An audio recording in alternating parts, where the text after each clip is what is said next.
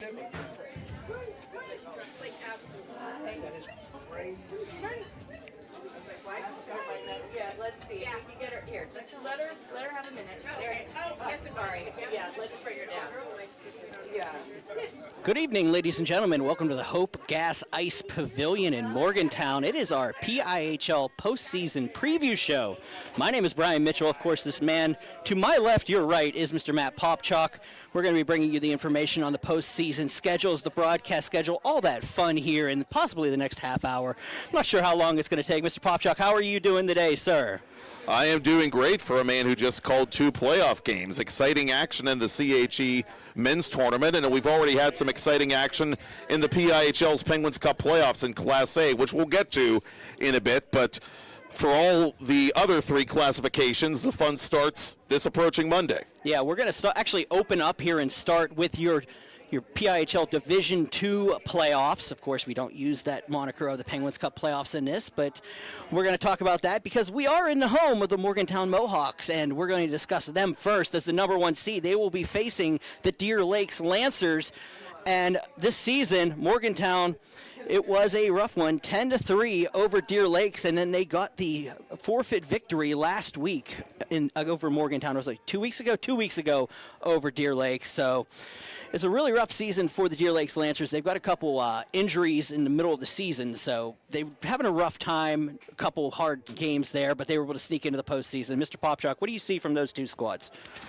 Well, the Mohawks have a lot of offense, obviously. Cooper Cox, one of the top scorers in the league once again, and the Lancers were kind of neck and neck with Central Valley the whole season for that last playoff spot. But Morgantown's going to be on home ice. They're going to be feeling it, obviously, and Wednesday it should be a good environment for them. You got this beautiful new facility here in Morgantown. Of course, you're talking about that high-scoring squad from the Mohawks, the defending PIHL Division II champions, and that's going to be an interesting game to see how if Deer Lakes can bounce back and maybe show a little bit of pressure, but Morgantown just seems to be all around a great team this year. Rob Rockus has them rolling.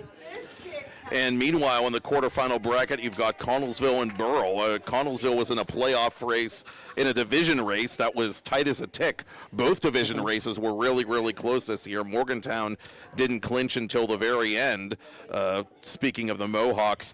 But you've got Burrell, the reigning state champions of Division II. They're the 5 seed. That's how loaded their division was this year. And going to Bell Vernon to take on the Falcons, and the Falcons aren't just an also-ran anymore. They're a legitimate playoff team, and this will be a tough game for Burrell. Yeah, Connellsville won the game back on November 13th, 3-1 over Burrell. Now, I want to bring out an interesting tidbit about Burrell. It was a little bit unfortunate at the beginning of the season. They had to have 2 disqualifications. Those 6 points would have made the Bucks the number 1 seed in the entire D2 if they would have been able to win those 2 games outright. Unfortunately, because of issues possibly there, they have to come in as a number 5 seed, head to a very good Connellsville Falcons team. I mean, last couple seasons, they have been on a tear. They're a contender this season. You look at that team, top 1, top 5, top 6, all contenders, possibility to win it this season all the way down through. I mean, then you're even looking at a team like Trinity who's on their tear. So we'll talk about them next, but that is an interesting game right there. The 4-5 matchup might be better than anyone you're going to see.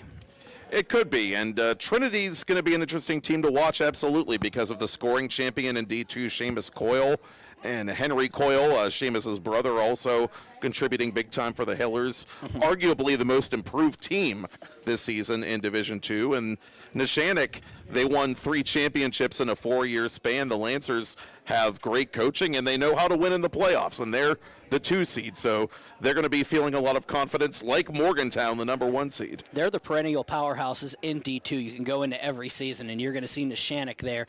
Phenomenal team this season. They won their opening game of the season against Trinity down at Prince Gape Arena 6-1, and then turning around on the 2nd of February, it was a 6-5 overtime win for Trinity, who was in the middle of a 9-game winning streak at that time. I mean, you got to give credit to Clay Hillers at that point, but it's going to be an interesting a matchup in that 7-2 matchup. You would have never guessed it. They're another team that could come out of nowhere and definitely make some noise in this postseason. And meanwhile, you've got Ringgold and Knock in the 3 versus 6 matchup. The Knights are a solid team once again this season. Shinjun McCaddy is another great player for the Knights who had another great season. He was a player of the month in Division II at one point. And the Rams also had a player of the month early in the season in Landon Vaccaro, one of the top scorers in Division II. And Ringgold also has, I'm going to go out on a sturdy limb and say, the youngest head coach in the PIHL. Brady Parkinson, I feel like it was literally yesterday I saw him playing defense for Thomas Jefferson. Now he's a head coach in the PIHL, joining the ranks of ex-players to become coaches, and the Rams had a great regular season. And when I randomly hear from coaches and throughout the season, they talk, they check in, they want to see how things are going. His name has come up more often than not in one of those up-and-comers that, he does it right with the kids. He knows what they're supposed to be thinking, how they're doing it, that short term of coming out of it. He's definitely a dynamo coming up in the training of the coaching ranks right now. But yes, I agree with you. I just remember it was yesterday, calling his name, calling games down at CFS and Ross Straver back in the day. Yes, we're talking about an opportunity there. And then even in that matchup, you look at a team like Knock. These are two high-scoring teams. If this game is 11-9, nobody did anything wrong. It's just the way these two teams can play. It's going to be fun in that contest down at CFS.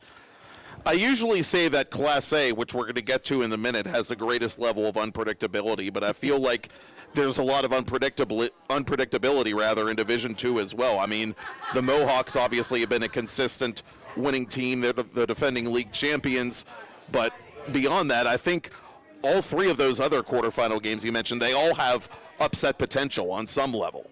Oh, yeah, absolutely. Those those games, if you had to put a fantasy list on here and say, hey, what do you think, Mitch, you're going to be seeing in this round, I'm not going to fill it out because obviously I could see anybody winning 3 of the 4 of them, and I could even, possibly see one being stolen. There was one of the concerns was, Morgantown was like, we have to be more consistent early in the season. Did they work on that? Yes, they were able to come up and become the first seed, but you never know what's going to be at that point. Deer Lakes, hey, listen, if they've gotten healthy and they've got an opportunity to bounce back, anybody has a chance in the postseason. So here we go. I think we're going to switch over to that single A bracket now. And, of course, they've already played their play-in game, so we've seen a lot of these teams. But there are a couple teams, and 3 out of the 4 matchups are brand new this season. You haven't seen these versions of these teams have not played each other. So we're going to start with the first one that hasn't seen each other, working from the top of the bracket down. I apologize. I do want to mention one thing about the D2 before we go any further, Mr. Popchock. We're going to try to get down here for that game for Morgantown on Wednesday at Hope Gas Ice Pavilion. We're working on some details to try to get coverage of that game. When we're trying to just double check that 2-7 matchup if we have a broadcast coming in for that. Unfortunately, the game's at CFS because of the ownership at that rink. We are not allowed to get broadcasts in there at this time. So you're going to hear that a couple times in this broadcast. But I wanted to make sure everybody knew D2. That was what we're looking like for the broadcast schedule. There's a maybe and a maybe on the D2 right now. We'll move into single A right now. Number 1, Cannon McMillan. Number 4, Butler. These are 2 teams that haven't played this season yet, sir. No, and that's pro forma in the Class A playoffs. The first round, at least, is cross-divisional. The regular season schedule in Class A is typically intra-divisional. The Golden Tornado are led by another former PIHL player, Cam Radna, who did a great job as head coach at Fox Chapel. He's done a great job at Butler. He's been a culture changer. Talking to the players at the All-Star event, there's an attitude adjustment in a positive way, a big-time attitude adjustment in that locker room this season. Players are much more committed. And talking to Chris Chiasano, who coaches Avonworth, Butler was the team he kept saying that people shouldn't be sleeping on. And after he told me that, Butler went out and beat Avonworth in the regular season, further proving that Coach Chiasano wasn't just whistling Dixie. So the Golden Tornado, they are coming off a dramatic win against North Catholic in round 1. The Big Macs had only that one loss late in the season. Quaker Valley beat them in regulation, but the Big Macs have great goaltending in Aiden Bobbs, and he will be put to work by this offense. Yeah, you're talking about a matchup that if you would have asked me 4 years ago, this is a AAA matchup. These two teams have moved down to try to, work on some stuff and get more competitive before moving back up. And it seems to be paying off, getting that locker room back under control, being able to talk amongst the players, get their confidence back up, and building that team up from the JV and forward. And these two teams, not playing this year, but you can't say they're not familiar with each other in the past. So, the styles in there, you say Cam Radna, you talk about the history of both of these squads. It's going to be a great matchup in that first round of Single A. Moving on, Chris Chiasano and the Avonworth Antelope and the Moon Tigers. Another one of those dynamite matchups. That's coming from RMU. That one will be on 10-band TV. Number 2, Avonworth, number 3, Moon. What do you got for me, sir? Well, the Tigers are a hard-working team. They have great goaltending, and they, too, are led by a young coach, Kobe Uric, who has gotten them to play a solid brand of hockey. The Lopes are loaded offensively. They're just a very tough team to defend, and they overwhelmed Moon, I think, when they met in the semifinal round last year on the island. And Moon is going to have to weather a storm, I think, early in that game if they wish for history not to repeat. Yeah, Moon's one of those teams that, they're not doing a full-on rebuild, but they're starting to come back around. They're starting to show that, hey, we are back. We are a team that needs to be dealt with, and Avonworth's got a little bit of a challenge ahead of them right now. Moon, from top to bottom, very strong squad. Eric Hartman is one of our defending players of the month. It's these are teams that you have to watch out for, and Moon is one of those. A 2 and 3 matchup, and once again, they didn't play each other in the regular season. However, sharing a rink, what Very are you true. gonna There do? you go. Yeah. You happen to look over the curtain, you see over the fence, you get your Wilson moment, you look at everybody. So, Hartman is a great playmaker, though. You're absolutely right. And Clay Foster, one of the top goal scorers in Class A overall, leading the Tigers in goals during the regular season. He's always an exciting player to watch and one who will need to be present on the score sheet and on the ice in this game for Moon to have a chance. Kobe Uric's been there for a couple years now. He's got that team under. He's got that team trained. This could be a scene-stealing matchup in the Single A division. All right, moving down. Another team that got to the end of the season was able to pull off and hold on to the number 1 seed, the Mars Fighting Planets, and the Plum Mustangs with that win over Blackhawk at Ice Castle last week, sneaking in the 5 division. Now, these two teams did play this season. They played twice. They split their series. Mars won 4-1 back on November 10th, and then December 11th, Plum won in overtime. So, 2 squads that know each other this season. At Barrow, you guys will be on that on Monday. But talk about those 2 teams for a little bit. Plum fascinates me because of the lower seeded teams, they're the ones who seem to be most capable of winning games that they're not supposed to win, if you know what I mean. They beat Chartiers Valley in overtime in CV's own barn earlier this season. They beat Mars, as you just said, earlier this season. They have been capable on their best day of playing competitive and in some cases superior hockey to the truly elite teams in Class A. They've erased a long playoff win drought. They got their first playoff win shutting out Blackhawk, which was playing very good hockey. First playoff win since their Penguins Cup win when they were in 2A back in 2017. And this is one of those games that also, like those games in D2 we talked about, that's sort of on my upset radar, if you will. A game that the Planets are really going to be put to the test in.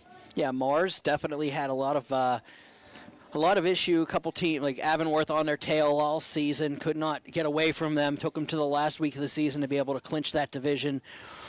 But they're locked in. Mars last year, they were exactly where I expected them to be this year. They were showing that potential at the end of last season. Definitely were in it in the postseason. Upset a couple teams through. Now you're seeing the fruit of that labor of the next season, them growing, them getting the opportunities and showing what they can do. It's time for a championship run for the Fighting Planets, I think, and it's going to start against the Plum Mustangs. They were the runners-up last year and the favorite going in before they ran into the buzzsaw that was Avonworth. And the Planets have played stifling defense. Carter Gallagher has all but stolen the number 1 job from Adam Gow, who is another great goaltender for Mars, and Gallagher has played great down the stretch. And Mars has really a productive offense by committee. No real superstars, but a lot of kids that play well and play well together. Yeah, absolutely. And it's going to be that's one of those other fun toss-up games that we're throwing into a bowl here and see what happens. And on the opposite side of their bracket, well, this is a dream matchup that they haven't seen each other this season, but Quaker Valley, Chartiers Valley. Come on, if you're going to talk about two teams that just know how to get the job done, these are two of them. And talking to Kevin Quinn during a broadcast before broadcast earlier this season, he said this senior class has had a great run, but they cannot get over the hump, and they are ready to get over the hump. That is their drive right now as the number 2 seed in the Blue Division against this number 3 seed Chartiers Valley, who's just been the team to beat the last couple seasons in Single A.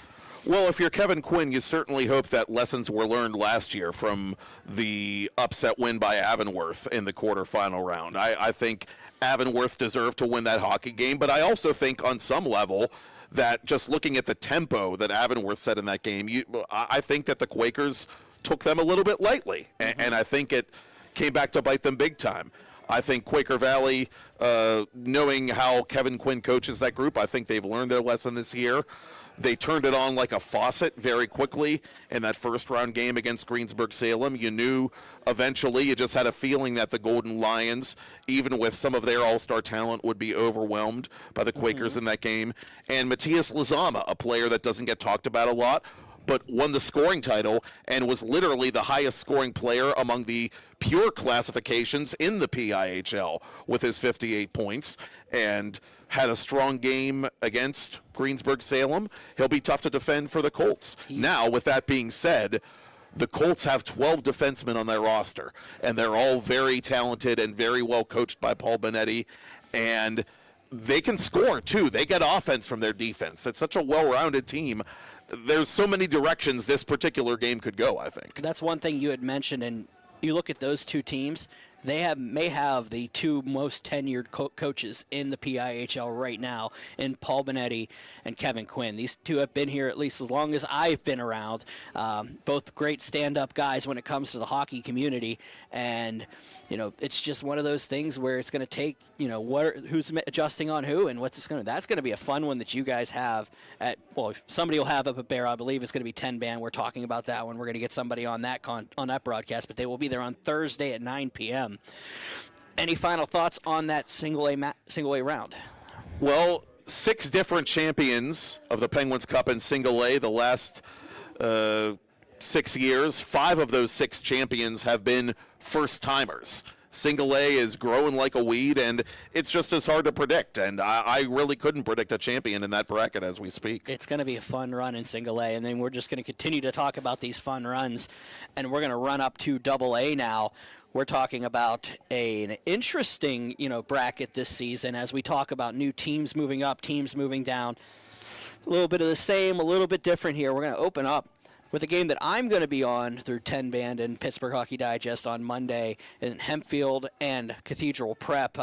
Hempfield winning 10-2 back on November 25th and then 6-0 on January 8th. It's normal 1-8 matchup, but I've gotten several comments from alternate coaches in AA. They're like, this is the best Hempfield team that they've seen in years. And you take that back. Look at Mike Albright, but look what he has on his bench to work with. John Weinbrunner, all this. This team is well coached. It is deep. It is scoring in bunches, and they've got Evan Saltzgiver in net, who has absolutely been a wall this season. And he's always been a wall for as long as he's been playing varsity hockey for the Spartans. Very well-spoken kid. Talked to him before the All-Star event, which will be played at the end of the PIHL and state postseason. We're going to get there, Mr. Popchock. We will indeed. But you said it. You hit the nail on the head. If there is anyone who can goalie a team out of the playoffs, for want of a better expression, it's Evan Saltzgiver. I've seen him steal regular season games against tough opponents, and he's very capable of doing the same in the playoffs. All right, and you look at that squad right now, the Cathedral Prep squad, it's the 8th seed. They got in a little late in the season. That was a really big fight for that 8th seed. All 3 teams were involved. 3 of the 4 teams were involved. Wheeling Park, of course, could not play in that tournament, but being able to sneak in at the end. it was a good time for Cathedral Prep to try to show what they can do in AA after moving down 2 seasons ago. Of course, they are the defending AA champions, so they're getting an opportunity to defend their crown this season. So, all right, we're going to move to the second part of that bracket, Bethel Park and Bishop McCourt. This is an interesting one. Bethel Park won 5-2 back on November 4th and then 3-2 on December 9th. And seeing the Blackhawks compete in AA this season was like watching an episode of The Twilight Zone if you've been following the league as long as you and I have. They were in AAA forever, shared that big rivalry with Mount Lebanon since the infancy, really, of high school hockey in Western Pennsylvania. But something had to give. The program had kind of gotten stale at the 3A level. They weren't achieving very much. And the move down to 2A has paid rich dividends. They were one of the more consistent teams in 2A this season. They made the playoffs with room to spare, and they're taking on a McCourt team that has Jakar Brendan, one of the top goal scorers in the entire PIHL, and it's a very even 4 versus 5 matchup between a Crushers team that can score, obviously, and a Bethel Park team that has goaltending depth and great defense. Yeah, the one thing that McCourt has had over the years isn't going to help them this year, and that's the home ice advantage. They've been very good on home ice, but once they get away from the Moore Memorial, it's been tough sledding for the Crushers. So we're going to see how they play whenever they go down to the YMCA in Bethel Park, and that's going to be an interesting one. And meanwhile, you've got Armstrong, the 2 seed, taking on Greater Latrobe, the 7 seed, in another great home ice environment for the Riverhawks, at least, the old Belmont complex in Katanning. And the Wildcats, or the Ice Cats, I should say, have been on the wrong end of AA playoff upsets in years past. Maybe they reverse the script this season against the Riverhawks. This is an interesting matchup in my mind. You're talking about a team in Armstrong who had a chance to clinch the #1 seed against Wheeling Park in the final day of the season. They had a 3-1 lead heading into the third period and ended up losing that contest. Armstrong has been a stalwart when it comes to, if you're talking about hockey schools in the PIHL, Armstrong is a hockey school. This is a team that is not going to take that lightly. They're going to come in there, and Greater Latrobe, they're in a season where they're just trying to rebuild, figure out who they are. Adam Ferguson's doing a heck of a job with that room, but trying to make sure what they can do. They're in a position that I feel, after watching them a couple times, is where Hempfield was 2 years ago. They're growing. They're trying to get a younger squad competing in their division, and they're doing a heck of a job doing it. Latrobe, yes, they could steal this game, but it's going to take Armstrong playing down at that point to do so. I don't know if they're going to be able to do that, if Latrobe's going to be able to step up, but it's going to be a fun contest to play in that one. Jake Graff had a great season for the Riverhawks, ended up winning the Class AA scoring title, if memory serves, taking it from Brendan of McCourt toward the very end of the regular season. Great player for the Riverhawks, and Armstrong certainly knows how to fill the net, and they're sort of in the same position as Hempfield. You know, they were the team that previously was a participation ribbon team, so to speak. This year for Hempfield and for Armstrong, there's expectations. Things are different now. Let's see how well those teams wear their proverbial targets on their backs against a team like Latrobe, which is the screw it, we're not even supposed to be here team. That's the kind of game you hope to see the Ice Cats play. Just go out and play nothing to lose hockey in the Belmont complex next Well, really, it is nothing to lose for Greater Latrobe here. They move on. I mean, they played good hockey this season. It's just some unfortunate results. So that game, I'm going to admit to everybody, that's on me. I'm, as the broadcast coordinator and guy that handles all this stuff for the league, you got 2 chances to watch them on 2 different networks. High Top Sports Network will be there covering for the Armstrong side, and Wildcat Network's going to head up and cover that for the Latrobe side. Hey, mistakes happen, things happen. It'll be a mega cast. We're going to have a mega cast going on. You got a Manning cast kind of up there, so you can pick your poison. It's going to be fun. Enjoy it. But High Top Sports Network and Wildcat will be there to cover that one. That's on me, guys. Don't worry about it. Final one, another one that is unfortunately at a Black Bear rink, and we're not going to be able to get you a broadcast for. Penn Trafford, Shaler. 2 teams starting to put it back together. Penn Trafford, of course, played for the title last season. Unfortunately, where it came up a little bit short. And Shaler, a team that is on the rise, I believe, in AA. A team that had a couple down seasons. Now they're back. They're showing that they're back. This 6th seed is just a fallacy to them, I believe. They are a very good team, and this is one of those other teams. There's one of the matchups that I don't know what to say about right now. The Warriors have that great goaltender in Tyler Funk, who was one of the top players at his position again in the league this season. Who could forget him as a freshman, pulling off one of the greatest playoff upsets in league history, knocking out the state champs a couple of years ago in their own building as part of that second-place playoff run by Penn Trafford at the time. And not much has changed since that night. The Warriors since then have moved into team-to-beat status, or one of the teams to beat in AA, and they were in contention for that top seed too until they leveled off a bit in the second half of the season. So don't forget about the Warriors. They're going to be a tough team to beat in their own building. Penn Trafford is, the last couple seasons, if you had to put a team on there that has had a turnaround and is really showing that they are a contender in AA, it is Penn Trafford. The Warriors are my pick because of the fact they've done it right. They went out, they've got the kids that they need, they all buy into the system, they play exactly how they need to play. Are they a dark horse? I wouldn't call them a dark horse as much as I would say they're probably in that contention column, that conversation. I mean, you're talking about two dynamos in Armstrong and Hempfield. Those two are in a league of their own right now. Penn Trafford was leading this division for the most of the season. Let's not forget that fact. Penn Trafford was number 1. So, yes, they are in that contenders category. They just have to figure out who they are going into this postseason. A pretty good chance that the AA Penguins Cup goes to Westmoreland County this year. Mathematically, anyway, it's a good chance, so we'll see how it ends up. I don't know about that. We got 3 teams. I'm messing with you. It's all right, buddy. Westmoreland County, you got to love it. All right, now we're on to the AAA Penguins Cup Playoffs. This is the big one. This is the big cheese. We're talking about AAA now.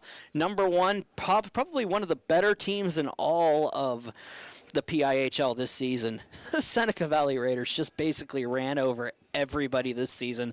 They get a first-round matchup with the Upper St. Clair Panthers.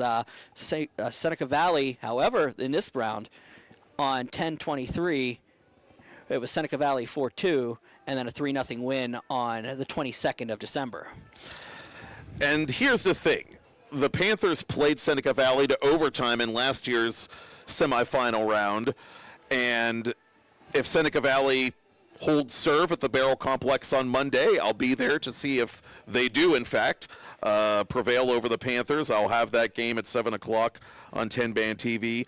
Then they play either Pine Richland, which very nearly handed the Raiders their first loss, and North Allegheny, which did, in a shootout, hand the Raiders their first and only loss in 2025-2026. So the road is not as clear as one might think for Seneca Valley.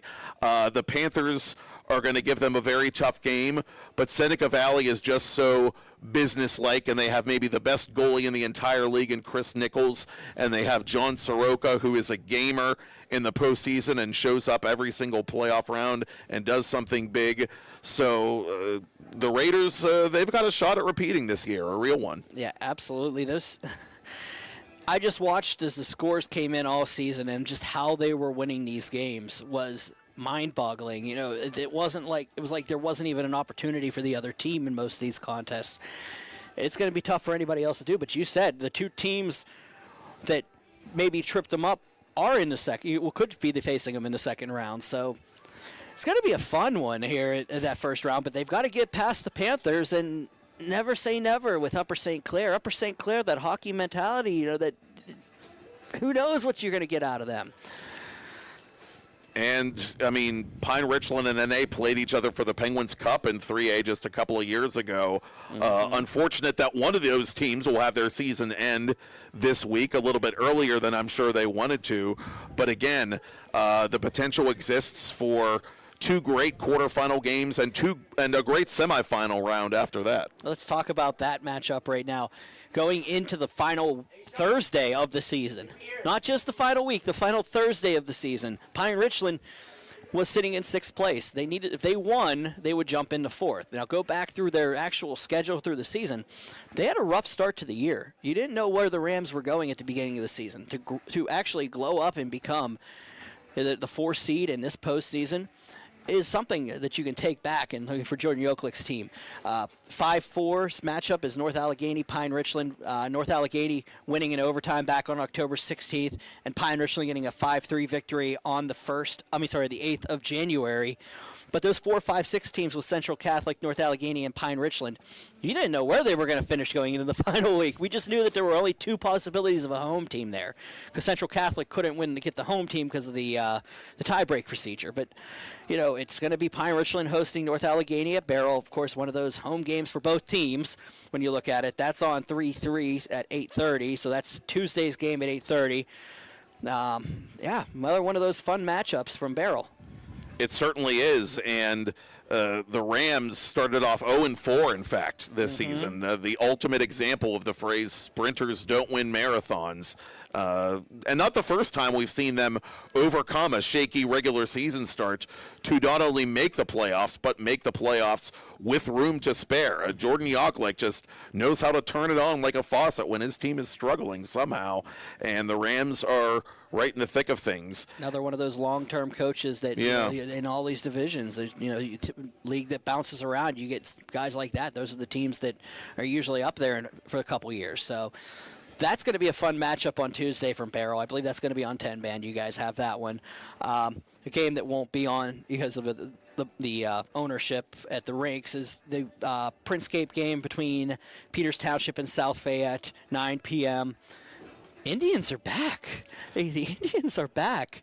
They are so back, you guys. Chris Claxon, after a tough transition year, has made them back in a big way.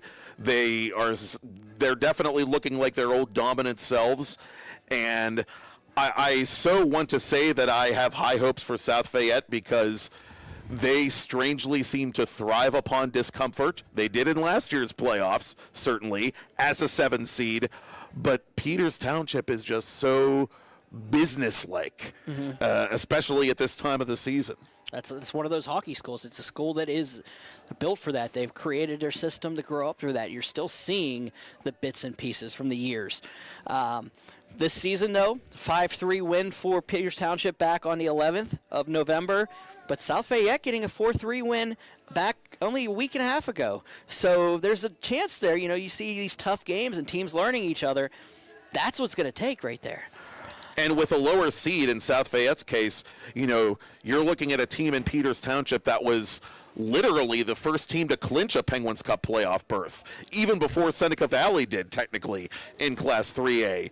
And you've got South Fayette, on the other hand, which as a lower seed, essentially they're playing playoff-adjacent games. They're conditioning themselves for playoff hockey late in the season. And we're talking about a team that has made it work on a lower seed the last couple years in various divisions, single A, double A. They come in as a lower seed, but they just run through the postseason.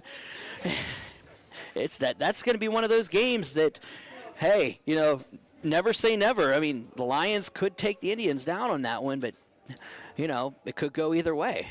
It certainly could, and the winner of that game is going to play either Thomas Jefferson or the aforementioned Central Catholic Vikings, and the Jaguars will be in the friendly confines of the Ice Castle in front of the Mon Valley Independent Television Network cameras, which will be picked up, of course, by 10-band TV. You can watch the Mon Valley channel to watch that game on Monday night if you so desire.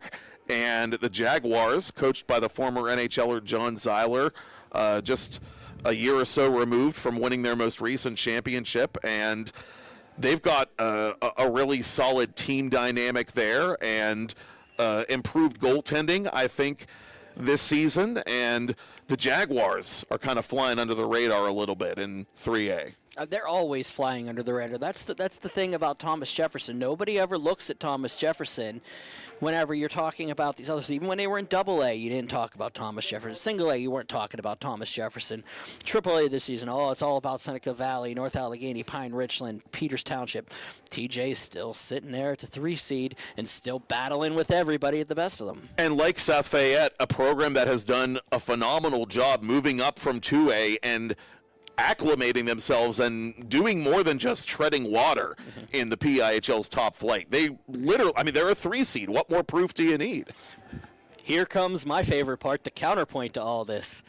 Their one kryptonite on the season, the Central Catholic Vikings. The Central Catholic Vikings this season on November 13th defeated Thomas Jefferson 6-3, and then on December 1st, it was a 4-3 Central Catholic Viking victory. So you're talking about a team that has had their number all season, and you don't know what's going to happen. Yes, TJ has the home ice advantage. It is the postseason. It is another time, but this is a team that knows them well, and has already gotten 2 victories over them on the season.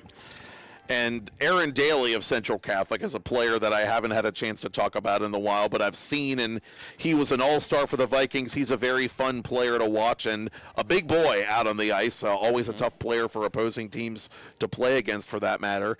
And Ben Bala, the Central Catholic goaltender. That program has goaltending depth, and they've graduated some good goaltenders in recent years, but haven't really slipped off in that regard. Yep, absolutely. And that's going to be a fun matchup to watch for the pure, what you just said, the goaltending and just the gamesmanship between Anthony Rako. He was there with Seneca Valley years ago. He's back with Central Catholic now. John Zeiler, the coaching in that game is going to be a point, like I just said, point and counterpoint. Who's gonna challenge? Who's gonna make the adjustments that they need to win now? And you got 2 of the best calling them right there. Most definitely. And if the Jaguars can find a way to get their act together at home and finally beat the Vikings and beat them when it counts, then they get either Peters Township or South Fayette. And even then, just a lot of uncertainty, even with Seneca Valley being such a dominant team in the AAA bracket this year. It doesn't really feel like any game is a given unless the Raiders can prove me wrong on Monday night. No, this is going to be an interesting whole playoffs, not just this division, but all the playoffs are just going to be, like we were talking about that. I could see 1 or 2 games where I'm like, okay, yeah, definitely, this is how it's going to go. But when you're talking about 16 games, you can only come down to 1 or 2 games on that. Think about that for a second. We're going to have a great Penguins Cup and Division II postseason coming up. If you allow, I'll have a couple things I want to go over after we're done here on this one. But as he said earlier, they tried to snow us in.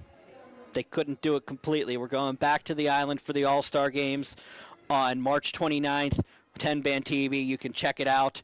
Enjoy some more of the best, the best in the divisions playing against each other in an exhibition format.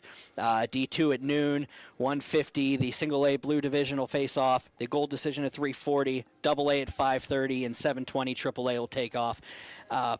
Electric atmosphere at the island. It is free to attend if you want to come out and check it out. It's a fun time, fun day for all these and celebrating all these kids. I'm actually personally excited that it's after the season now instead of in the middle of the season because, now there's a little less pressure on everybody. Everybody can go out, have fun. You don't have to worry about the next day. Hey, I have to go back and play a game the next day. There's practice. You just enjoy it. You can just have a fun time on a Sunday playing hockey after the seasons are all over. I think that's going to be the fun part about it.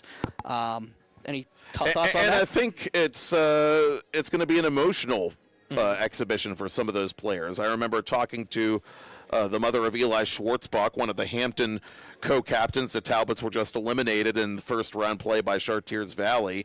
And, she kept talking about how, this is Eli's last ride except for the All-Star event. And, it dawns on you for a lot of the players, this is their last ride in varsity hockey, and in some cases organized hockey altogether. So it's going to be an emotional day to be sure, and an exciting one. Yeah, a lot of them do move on to leagues like the CHE, the CHMA.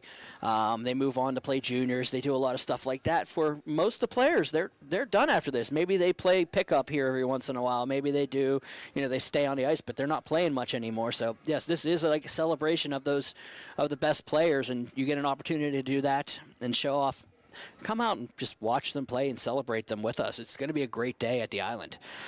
But we're not quite done after that, as one more time, we're going to bring back the PIHL Girls League for another season. I just actually talked to Commissioner Tom Halliburka. He asked me to do two things today.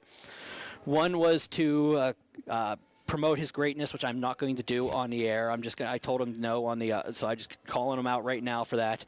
The second one was the PIHL Girls League. He wanted me to mention that, make sure you guys were aware, we are still taking applications for the girls on the league side. That league's going to start up in April, and it'll end in May or June, depending on how many players, how many teams we get. There's no definitive time right now on the registration to end, but it is coming up soon. They're going to announce a date soon on when the registration will close for that. But we are still looking for the high school girls to join the league and play with, this season. It's a fun league every year. I love it. I come into places like this where I actually was calling a game in Morgantown earlier this season, and the girls were more excited to see me because they remember calling their championship games from years ago and how I would always talk to them afterwards. And, it's the memories that you make on that. You're playing collegiate high school and you're getting an opportunity to do it at the, with an all-female version of it instead of having to play with the boys and showing what you have amongst your peers. Interest in the girls division shot up rapidly from year one to year two, and from year two on, it's continued to grow. It's been a great new wrinkle in the PIHL academic year schedule. And now that Pittsburgh, for the first time ever, has Olympic hockey champions, female ones and male ones that it can boast about, I can only imagine interest in hockey by female student athletes is going to just continue to skyrocket, and hopefully we see even more participation in the girls division going forward. And you know me from years and years as an advocate of the women's game, the girls game in the area, just watching it blow up through the last couple years. It's only getting bigger, and this is another opportunity to get out on the ice and play and maybe develop your skills a little bit more against your own, but you're doing it with people that you go to school with this time. Maybe you don't get to play with that kid because she played on a different team during her travel time, but you get this opportunity to rep your school, rep your time, and have a good one. It's a fun time in the spring, get back on the ice, get conditioned for the fall. Good way to celebrate tax day too. Opening week of PIHL girls hockey. I've already done with my taxes, Mr. Popchock. Don't have to worry about that. Check us in the mail. All right. Well, I think that's probably where we're going to leave you here. Personally, I want to thank everybody for everything they've done, watching all of the broadcasts the 10 Band has done this season. We do appreciate everything, all the feedback, everything you guys have brought to the table. We're not done yet. We still got a couple more weeks of fun, maybe a couple more months of fun. We'll see how it plays out as this season progresses and see where the schedule goes. I might be getting out there a little bit more. I know he's getting out there a lot more. I can't keep him away. I keep telling him to take a week off. He won't do it. So, but we're happy to have you guys out there. So for Mr. Matt Popchock, he doesn't get to do this every so often, so I'm going to do it. For Mr. Matt Popchock, I'm Brian Mitchell. Thank you for joining us on this PIHL postseason preview show. Enjoy the remainder of your night. We'll see you in the rink the next couple weeks. Playoffs ahead.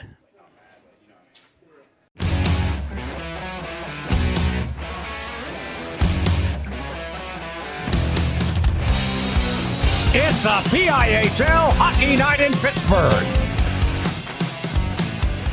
It's a great day for PIHL hockey.